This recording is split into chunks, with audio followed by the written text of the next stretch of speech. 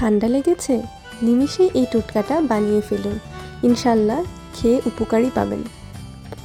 এটা বেশি করে বানানোর দরকার নেই, যতটুকু খাবেন ঠিক ততটুকুই বানিয়ে নেবেন। তো শুরুতে একটা বাটি নিয়ে এক ফালি লেবু কেটে নিন। লেবুটা ভালো করে চিপে লেবুর রসটা বের করে নিন। চাইলে ছেঁকেও নিতে পারবেন, আবার না হলে এমনিও খাওয়া যায়, কোনো সমস্যা নেই, যার যেভাবে ভালো লাগে। তারপর এখানে স্বাদের জন্য একটু লবণ অ্যাড করে নেবেন, এটা যার যার চয়েস, একটু মজা লাগে আর কি লবণটা অ্যাড করলে। এরপরে এখানে 1 চামচ বা 1.5 চামচ মধু দিয়ে দিবেন। আমি যেহেতু মধুটা পছন্দ করি, তো আমি মধু একটু বেশি দিয়েছি, 2 চামচের মতোই আমি মধুটা অ্যাড করেছি, চাইলে কম বেশি করতে পারবেন।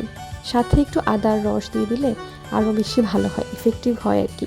অল্প একটু আদা কুচি করে আদার রসটাও এটার সাথে অ্যাড করে দিবেন, বাস হয়ে গেল। এবার ভালো মতো এটাকে নেড়ে চেড়ে একদম মিশিয়ে ফেলুন। সত্যি কথা বলতে এটা কিন্তু খেতেও অনেক মজা লাগে, ট্রাস্ট মি।